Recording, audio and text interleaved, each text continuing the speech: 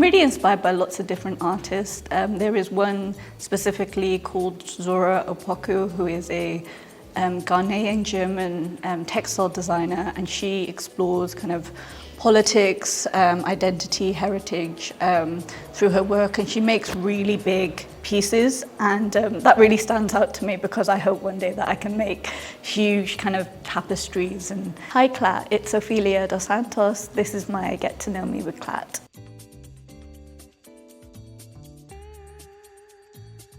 I was first drawn to the world of textiles through fashion. I was really interested by how clothes make us feel, how clothes represent identity and culture. And I felt like textiles was really kind of welcoming. It was a really kind of soft space where I could express myself.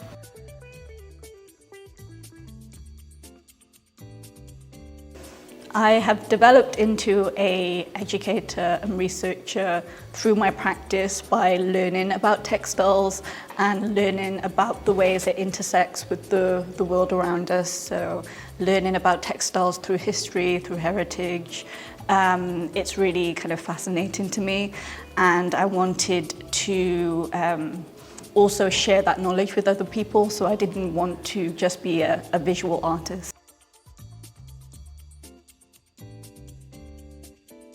I'm really inspired by lots of different artists. There is one specifically called Zohra Opoku, who is a Ghanaian German textile designer, and she explores kind of politics, identity, heritage through her work, and she makes really big pieces, and that really stands out to me because I hope one day that I can make huge kind of tapestries, and yeah, I find that really inspiring.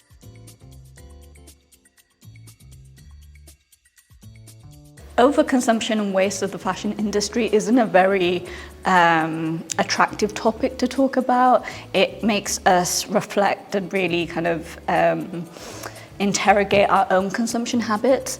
And so through textiles, I try to offer a medium where it's easier to talk about those things whilst you're sewing, where you're talking with friends and you're learning new skills, instead of kind of facing the problem head on. It's more subtle in the way that I have those discussions and dialogues.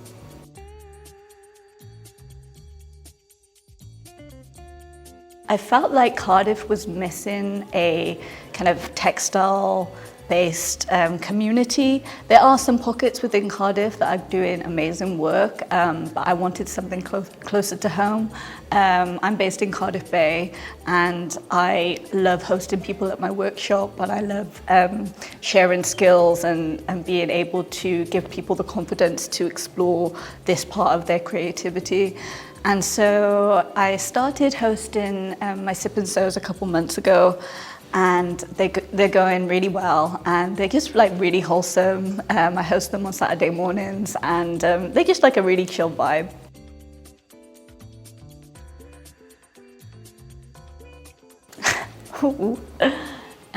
I really like pho, which is a Vietnamese place. I've been lucky enough to travel to Vietnam, and I think since then I've just loved pho.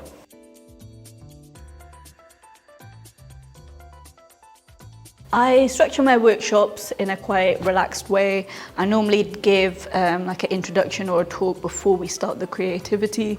I like to get to know people. I want everyone to get to know each other before we start the creative practice. And then I give a demonstration. So I might practice some simple hand embroidery techniques, and then I will go around the class kind of one by one, making sure everyone's kind of up to date and know what they're doing.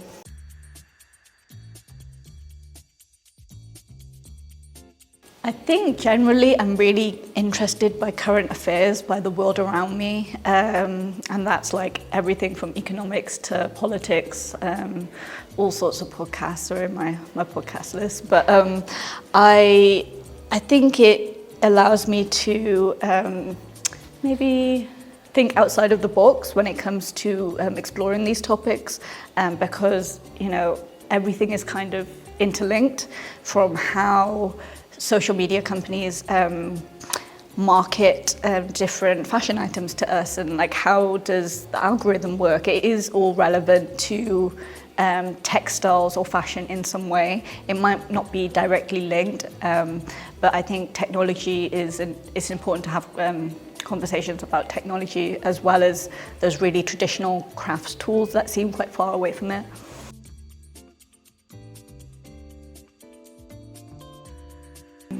So last year I read The Threads of Life by Claire Hunter, and it has just transformed my life. I love this book. It really goes into deep detail about needlework from kind of like Victorian medieval needlework and up until the 21st century, and how it has been used to shape cultures, how it is used to,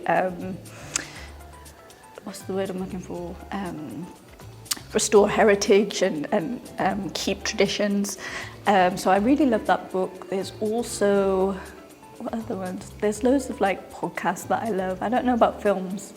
I love films, but they're not going to be relevant to my practice. But there's a podcast that I love called Today in Focus by The Guardian, and that kind of gives me a little snippet of like what's happening around the world, and I listen to that every day. That's like the first thing that I listen to.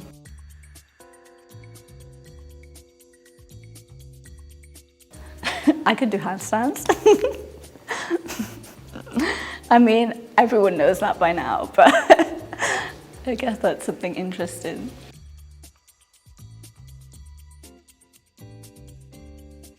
I really love exploring kind of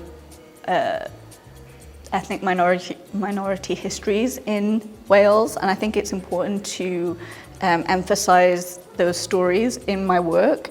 I love learning about Tiger Bay and the roots that I have here in Cardiff, and like how those stories are still relevant today, and I think it's really important to hold tight to them and make sure that they're not lost.